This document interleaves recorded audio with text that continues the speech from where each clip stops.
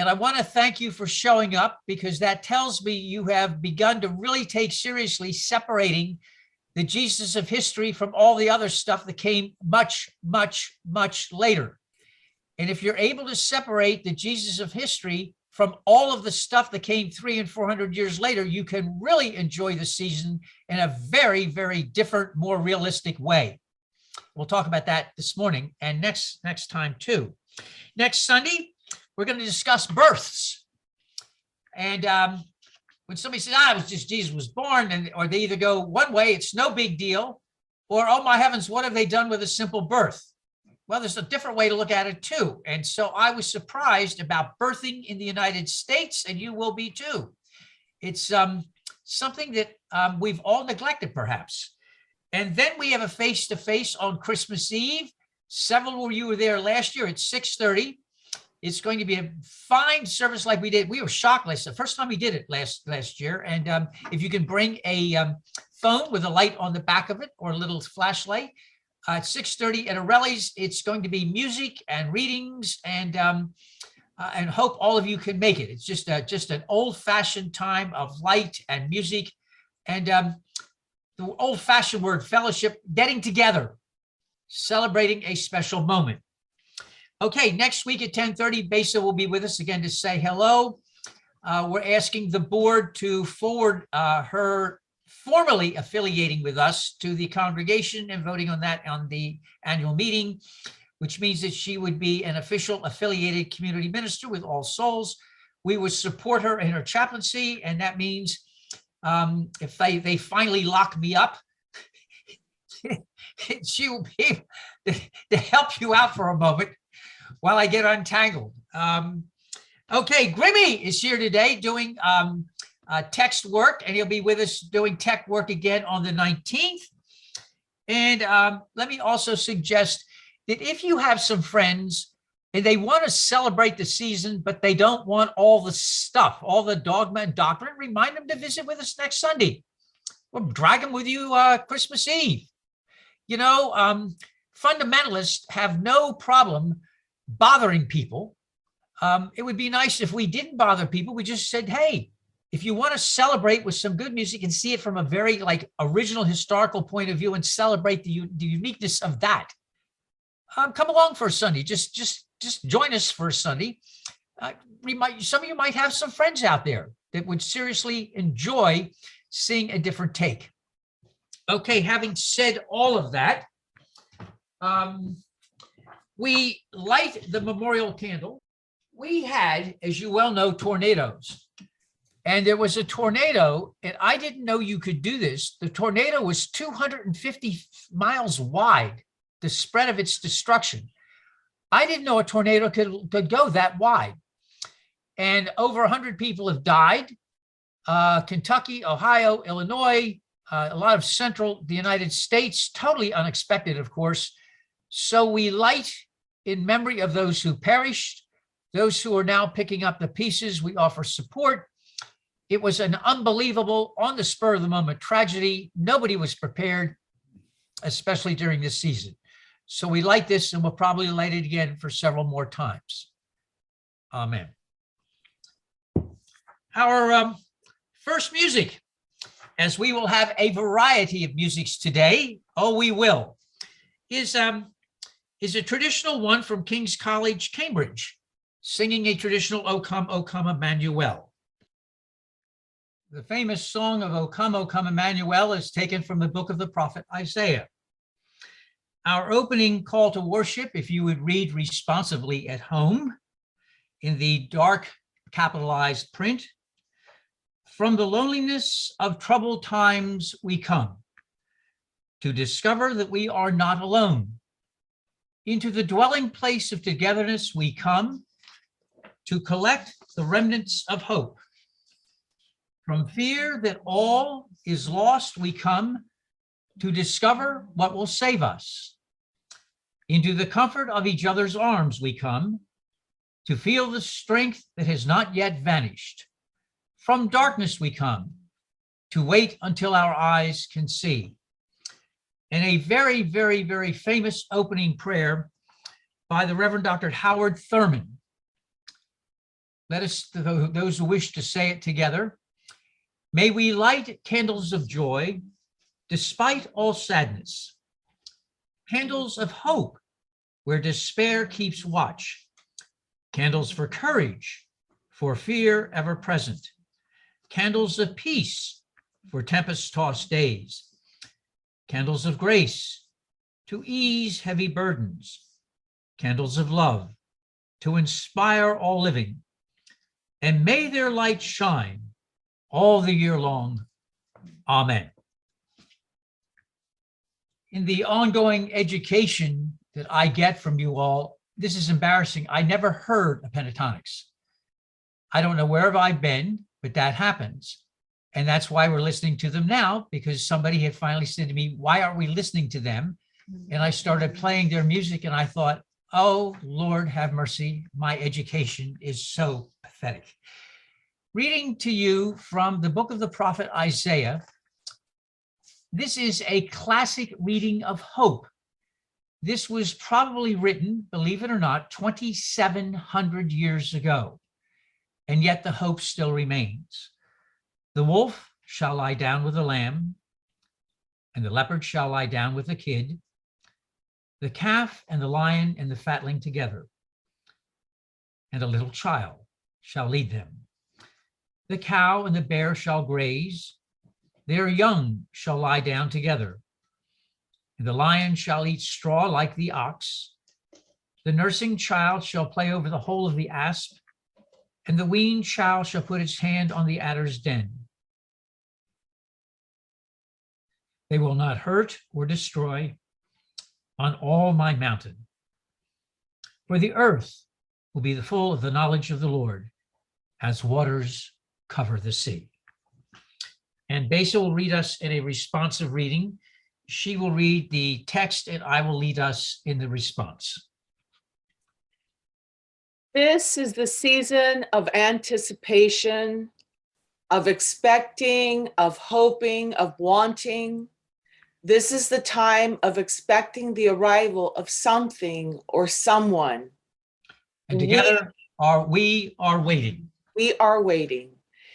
This is the time of living in darkness, in the hues of unknowing, of being quiet, of reflecting on a year almost past, waiting for a new beginning, for a closing or an end. This is the time for digesting the lessons of days gone past, anticipating the future for which. For everybody, we are waiting. Waiting for a world which can show justice, waiting for lasting peace, waiting for a bridge to span the divide that separates us, waiting for a promise of hope. For all of this, and together we are waiting. We are waiting. By Leslie Takahashi. Reading from another section of the book of the prophet Isaiah, this one having been written 200 and some years after the first reading. Again, listen to the hope. Listen to the challenge. This is 2,500 years old. Is not this the fast that I choose? To loose the bonds of injustice, to undo the thongs of the yoke, to let the oppressed go free and to break every yoke? Is it not to share your bread with the hungry and bring the homeless poor into your house? When you see the naked, to cover them, not to hide yourself from your own kin. Then shall your light spring forth like the dawn, and your healing shall spring up quickly. Your vindicator shall go before you. The glory of the Lord shall be your rear guard. Then you shall call, and the Lord will answer. You shall cry for help, and he will say, here I am. A reading from Isaiah. Well, yes. In 99% of Christian congregations, before you have the sermon, you have a certain music to prepare you for the sermon. We have Tchaikovsky meets heavy metal, full blast. All right, here we go. This music fits where we're going this morning. It seems to me that Homo sapiens, regardless of their religion, at any kind of religion, have the same thing in common. We collapse timelines. For instance, people always refer to Siddhartha as the Buddha. Most people are not aware of the fact that during his lifetime, nobody ever called him the Buddha. It wasn't, in fact, till 200 or 300 years after he died that then he became known as the Enlightened One or the Awakened One. That shocks everybody. Kung Fuzi, who you know as Confucius, was considered a so-so, also ran during his own lifetime. It wasn't until his followers became important in China that his works finally took hold. People are not aware of that either. The Apostle Paul was an embarrassment. In one of the famous episodes, which gets buried in traditional Christianity, he is new to the religion. He is in Antioch visiting a synagogue that followed Jesus as the Messiah. And Paul comes and he sees Peter, an old man at this point, visiting with Gentiles, pagans, who had also joined the synagogue because they saw Jesus as the Messiah, the great teacher. So Paul observes Peter sitting with the Gentiles. Then a group comes in from Jerusalem, all Jewish. Peter gets up and leaves the pagans and goes and sits with the Gentiles. And this arrogant, self-righteous new Christian gets up and starts screaming at Paul, "How dare you, you hypocrite. As soon as the Jews come in, you leave the pagans and go sit with the Jews," and reads a riot act. The whole place is silent, wondering how this new person who doesn't know many people would dare to yell at this old man whom everybody loves, pagans and non-pagans alike. He was asked to leave. And you'll notice from that time on, he doesn't set foot in Jerusalem ever again until he is summoned by Jesus's brother James and Peter and John. The rest of his ministry is outside and far away from the people who found him obnoxious. It wasn't until a great rebellion. Most of Jewish Christianity died in that rebellion because they were caught in between the Romans and the Zealots, that we have Paul's letters that somehow got preserved. And long after he dies, he becomes well known. But in his own day, not so much. By the way, Paul was the one who was to write, let me read this for delicate ears, for those who hold Paul on a pedestal. He was to write in his letter to the Galatians, when he got mad at people, he said from the 5th chapter, the 12th verse, "I wish those who unsettle you would castrate themselves." This from the Apostle Paul, who probably wouldn't make it past an ordination board in most of the denominations I know. Then we come to Jesus. We tend to forget who were the first followers of Jesus. Few, far between. It's not until decades after he dies, the 2 decades, that the first gospel is written, actually a decade. 2 decades later, 2 more are written. Then in 300 and 400 years, he finally becomes something when Constantine's mother converts and Constantine converts to Christianity. It took a long time. Why am I talking about this? Because today is the season of Advent. And if you listen to our sisters and brothers who are traditional Christians, they will tell you Advent has been around from the beginning. Horse feathers. I'm trying to be polite. Advent wasn't even mentioned. Are you ready for this? Till 300 years after Jesus died. It was a local thing in which they lit some candles and said, we need to prepare. It was in France. The French, they're always causing trouble. It was in France.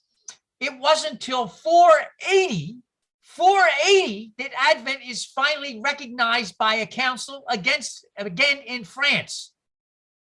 Here I'm going with this. We collapse timelines, and that does all of us a disservice. Bear with me. And let's not forget Christmas. Christmas, does anybody know who else was born on the December 25th?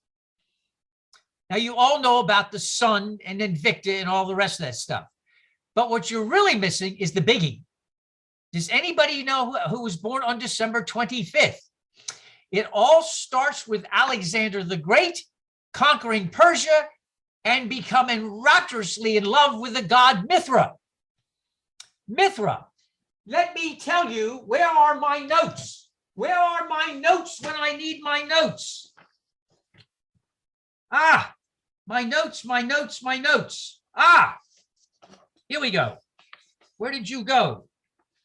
My notes, my notes, my notes. I wasn't going to read this, but I changed my mind at the last minute. Ah, listen to these words. Are you ready for this, everybody? Listen to these. The way, the truth, the light, the life, the words. These are all used by traditional Christianity. They did not originate in Christianity. They originated hundreds of years before Jesus was born on the cult of Mithra, the famous god of Persia. Those words did not come originally from Christians. Alexander the Great brought them with him when he came back west, when he settled in all the Greek thought in the Holy Land and in Egypt, Alexandria, Egypt, and he brought those words, and Christians will adopt the words that you all know they were not Christian to begin with. The way, the truth, the light. Lamb on his shoulders is one of the great pictures of Mithra, 300, 400 years before Jesus was born. So we collapse things, and we are told, you and I, that this is the way it's always been, and it's not always been that way. Bear with me, bear with me. Have patience. Have patience. This sermon's about patience, by the way. So what is Advent? Advent, then, once it finally gets going, thanks to those Frenchies, is about waiting. Waiting for what? Originally, the idea is you wait for the birth, you wait for the second coming and final judgment. And you're supposed to fast during all of this. Now, I would suggest that for us, this does not work. But the idea of being patient and waiting does have some things that we can adopt. Advent involves waiting. Waiting involves patience. But it turns out patience is not so simple. Some things you might not be aware of. Patience is not listed in one of the 3 cardinal Christian theologies. Bet you didn't know that. Lest I appear smart, I didn't know that either. I had to look that up. In fact, I wasn't even sure what the 3 Christian theological virtues are. This is embarrassing. You all know them: faith, hope, and charity. All right. Coming from the pagans, the 4 cardinal virtues are wisdom, justice, courage, and temperance. Again, no patience. Isn't that interesting?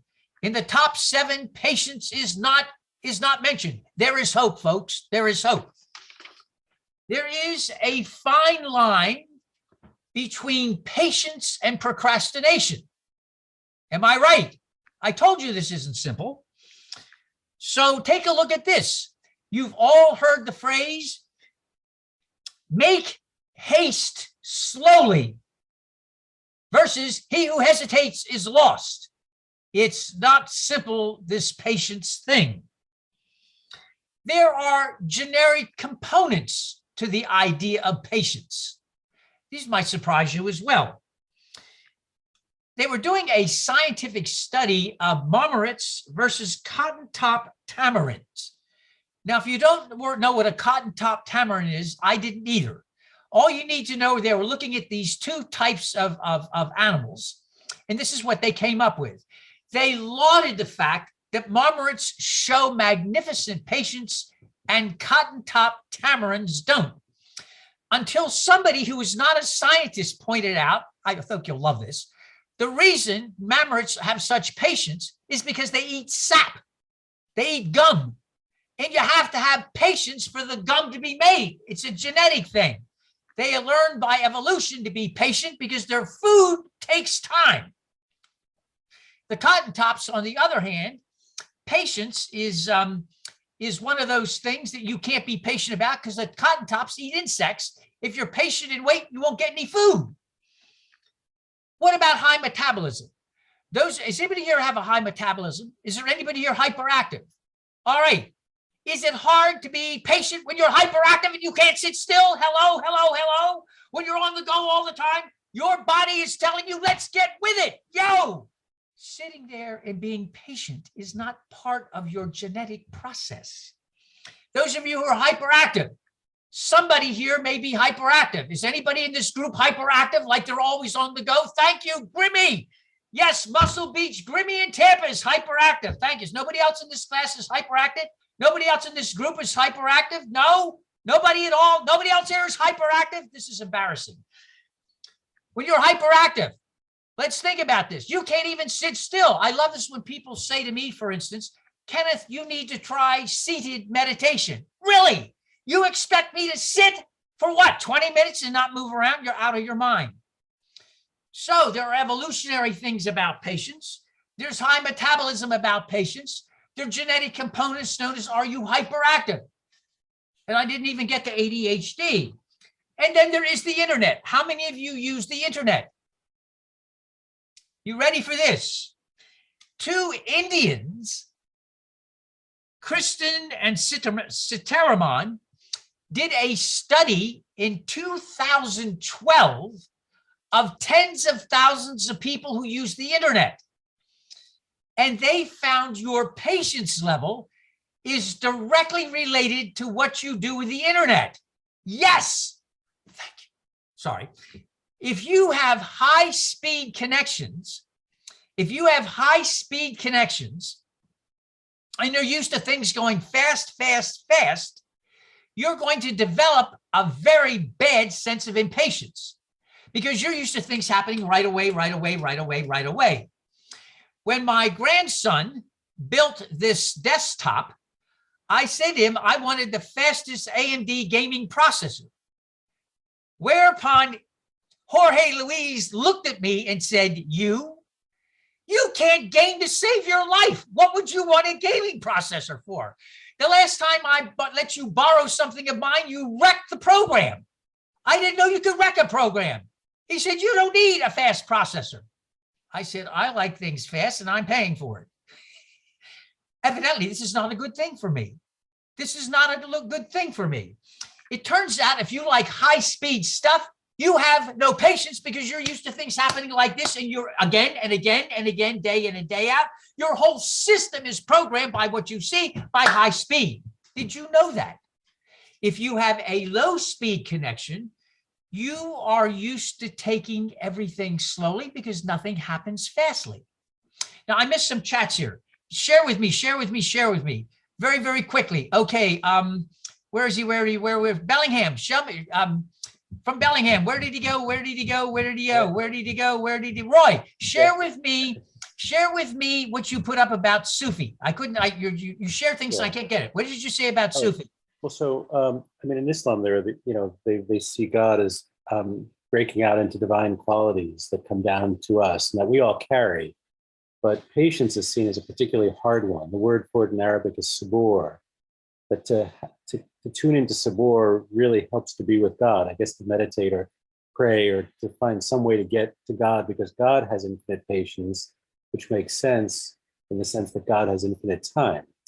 We have such limited time and aren't really creatures that are capable of being patient. All right, stop right there. Thank you. That's good. Pat, what did you write that you're patient? I just sat in one spot yesterday for 8 hours and started and finished a 1,000-piece jigsaw puzzle. That woman is no longer a member of All Souls. Some of you are wonderful with patience. You are wonderful with this. How you do this, I don't have a clue. Others of you tend to be a bit hyper. That I understand. But some of us, by the way, are interesting. Did you ever notice that sometimes you're a bit of both? I find this fascinating. I have no patience. You know that. My system is allergic to patience. But oddly enough, one of the highest ratings I get from my students is He is incredibly patient with us. Why is it I can find it very easy to be with students and understand what they're going through and be incredibly patient and get it? With everything else, I don't have a clue. I don't have a clue. Jorge Luis's girlfriend said she went on Rate My Professors and she said, I saw something incredibly rare. 100% of the people said they would take your class again. Nobody ever does that. And she said, you're noted for your humor, your kindness, and your patience, as well as your knowledge. I would say not patience. Isn't it weird how sometimes you can be patient? I mean, just think around. Have any of you ever been around 2-year-olds? Have you ever been around 2-year-olds? How do you be patient around 2-year-olds? Especially when they've just discovered the word no. Have you ever remembered that? Any of you been around 2-year-olds and they discovered the word no? Patience goes out the window. Middle school. I have argued forever. They ought to cryonically freeze everybody in middle school and let them sit there for a while. Yet there I have colleagues who love teaching middle school. How? They think this is a fascinating age. I don't get that at all. So people have patience. So where does this all get back to, since you've been patient, wondering, Kenneth, does this have anything to do except a diatribe against patience? Actually, it does. Number one, I think Advent is a good idea because it reminds us that there are times we need to wait. The question is, for what do we wait? There are times in which we need to be patient, but for what do we need to be patient?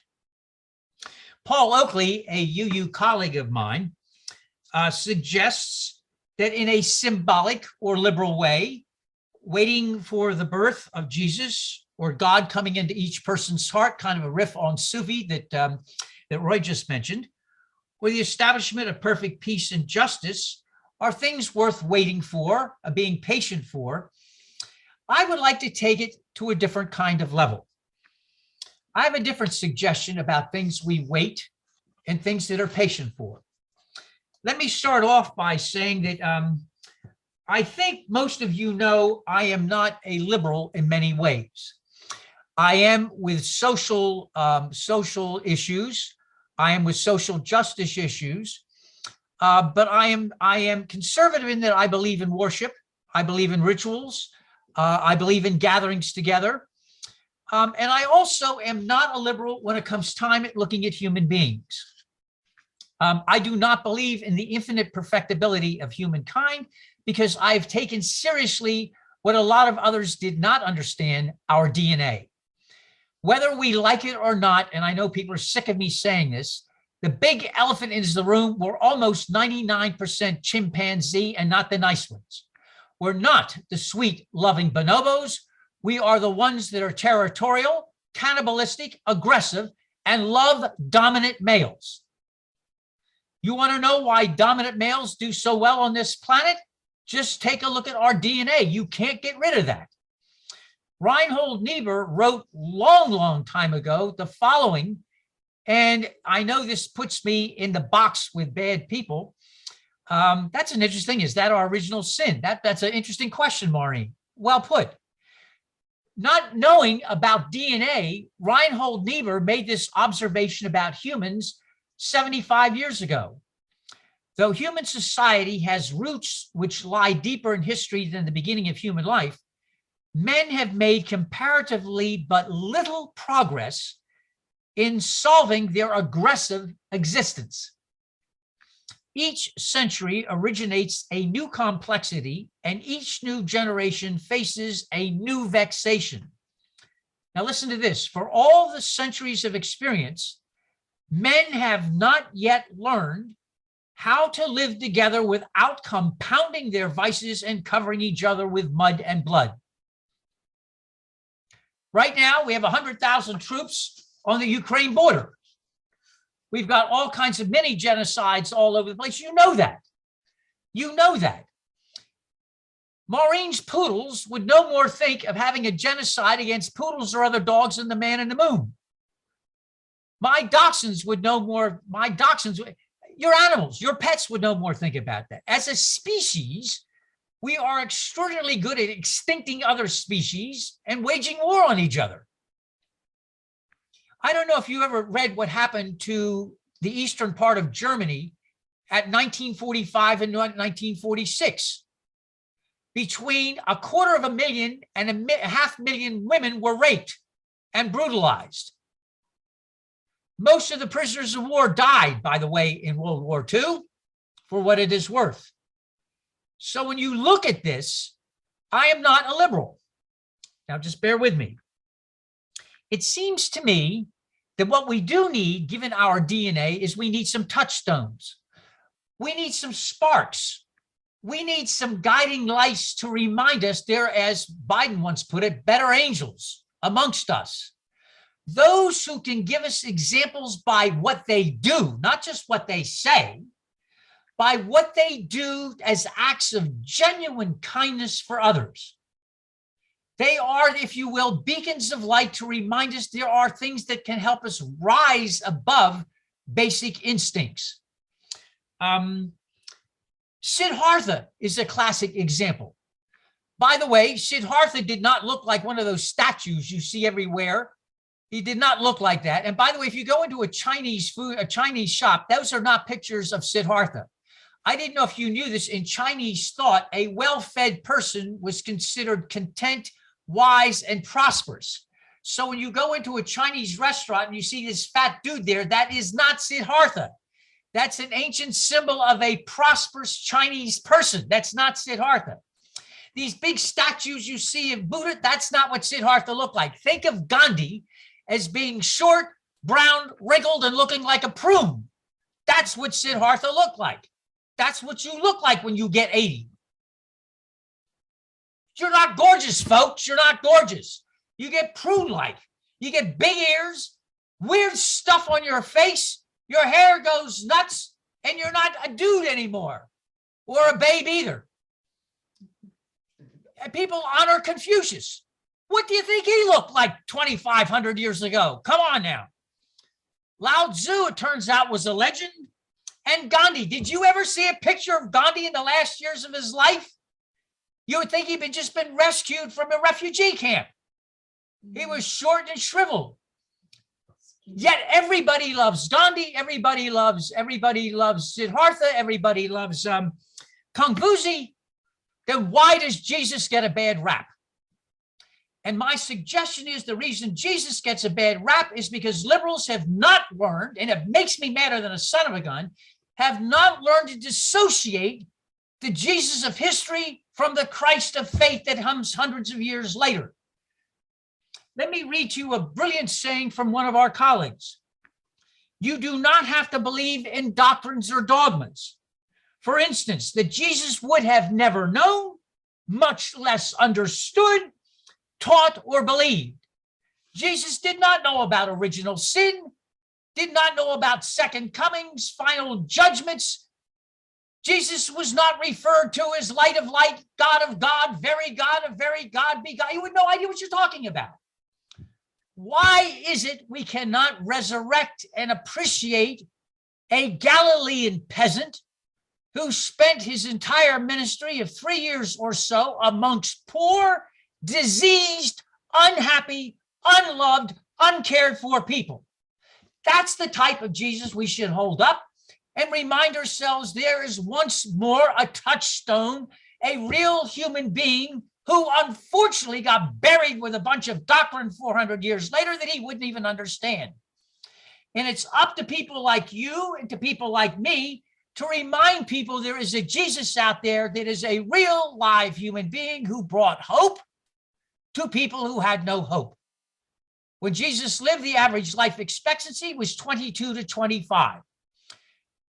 In Afghanistan today, 1 in 8 women die at childbirth. 1 in 8. It was worse in Jesus' time. When you look at ancient cemeteries, more than half of the people in the cemeteries are little kids and their mothers. This is the type of people Jesus spoke to. This is the type of people Jesus went to. And even though I never really liked him when Jesse Jackson said to people of the same people who had no hope and obviously, you are somebody. That was Jesus's message. You are the light of the world. You are the salt of the earth. You matter. You count. Consider the lilies of the field. Solomon, all of his glory is not anywhere near as good as these. And you are more than the lilies of the field. Those are powerful messages. And why do we lose that?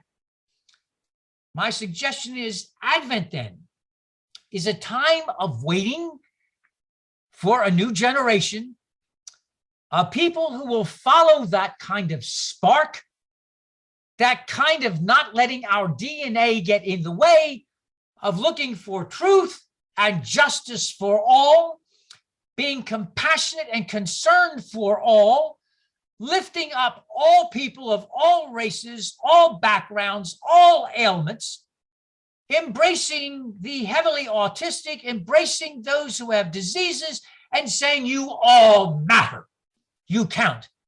And that's exactly what Jesus did.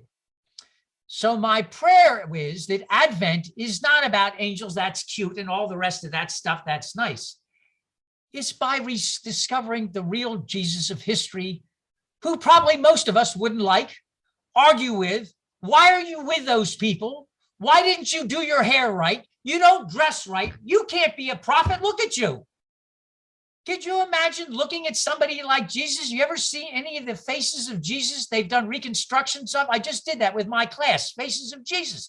They had all these wonderful, then they looked at what a Galilean Jew would have looked like two millennia ago. It was not pretty. It was not pretty. His gaggly hair, gaggly beard, shorter face, wider face, different kind. This was not the Salmon's head of Christ with high cheekbones, Anglo-Saxon features, looking like a 6'1" knight of the round table with golden locks of hair, blonde brown hair. My God, Jesus wouldn't even know what to do with somebody like that. So your job and my job is to wait every season for a generation to follow us, to honor those in our own generation, to bring that spark and that light and that hope that we rise above ourselves. And that's what I think is really something worth waiting for and having patience for. And I would share that with you as one message to think about during this season. Amen.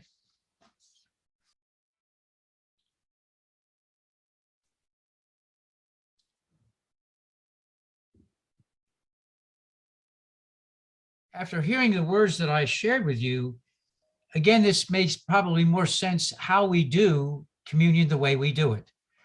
The idea being simply that when Jesus gathered with people, all kinds of people, he had a very simple earthenware, probably, or very simple wooden, very, very simple implement, and a very simple cup and bread, and he simply shared bread and a cup. Very, very simple, very unostentatious. And the idea was to share friendship and respect and kindness and welcome. And so we do this on Zoom symbolically.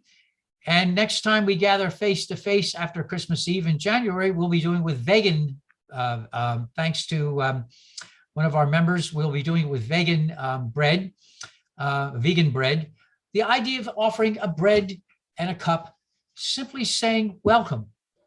Shalom, peace, which is what Jesus did, very, very simply, because bread sometimes is all you had, and a little bit of watered down wine to go with it. Please join with me in the words that we always like to share after sharing bread and cup. If you would share these words with me and promise you'll read after me, or repeat after me. Promise me you'll remember. You are braver than you believe, stronger than you seem, smarter than you think. God didn't promise days without pain, laughter without sorrows, sun without rain. But the divine did promise strength for the day, comfort for the tears, and light for the way. Let us pray. May the blessings of God be upon us in this hour and in the days to come, that we may seek the truth more devotedly, that we may think more independently, that we may reflect more searchingly, we may know ourselves more completely, we may forgive more quickly, we may pray more thoughtfully, we may act more courageously, we may live more nobly. We have a final song, a blessing, and then a time to say hello and welcome each other before we leave for the week. Donald, if you would, another round of Tchaikovsky meets heavy metal. A final blessing and then a greeting for us all. Now may the road rise to meet you. May the wind be always at your back. May the sun shine warm upon your face. May the rains fall softly upon your fields. And when we meet again, may the divine in me greet and embrace the divine in you. Amen. I can't thank you enough for showing up. This is the best showing we've ever had for an Advent service. So I want to thank you all very much for being here. It was so good to see all of you this morning. I'm glad you enjoyed Tchaikovsky and heavy metal. And thank you for introducing me to pentatonics. So we meet again on the 19th. And I look forward to seeing you again. Be safe and well. Loves to you all. Peace. Bye. Bye. Great Bye, service. everybody. Take care, everyone. Everyone have a So good much. day. Bye. Take care. Christmas, everyone. Bye, everyone. Take it Bye. easy for Christmas. Stay tuned afterwards. Roy will send us a link. Have a safe week. Thank you. Bye. Love you all.